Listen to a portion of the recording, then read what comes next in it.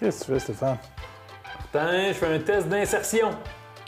Tu vois, j'insère et je ressors. Mais tu connais ça, Martin?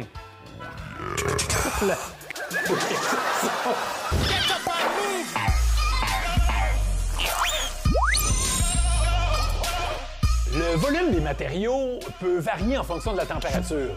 Une petite différence qui peut avoir de grosses conséquences.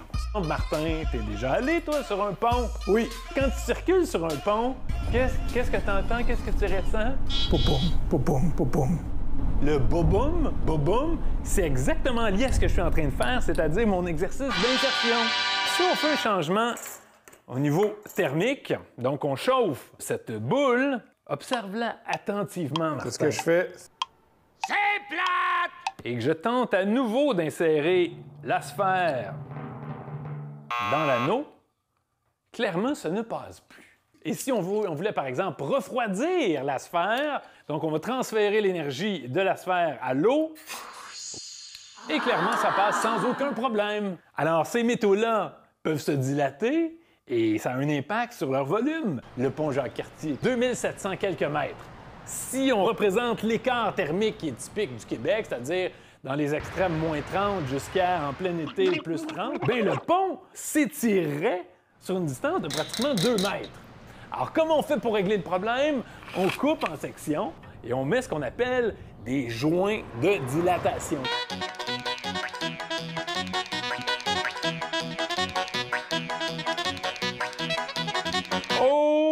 OK, Martin, c'est une excellente installation digne des meilleures vidéos de YouTube sur les dominos. Et là, il nous reste l'étape ultime, celle où on va faire subir à cette tige d'aluminium un changement thermique démesuré. Alors, on vise une amplitude thermique d'au-delà de 150 ou 200 degrés. Comment y arriverons-nous? C'est simple, on va partir avec cette tige-là qu'on va refroidir dans la glace carbonique à moins 78 degrés Celsius. Et après ça, on va chauffer la tige à 150-200 degrés Celsius, ce qui devrait nous donner une dilatation linéaire de l'ordre du centimètre. Mais suffisant pour faire tomber mon domino. Selon nos calculs, ça devrait le faire. Wouh!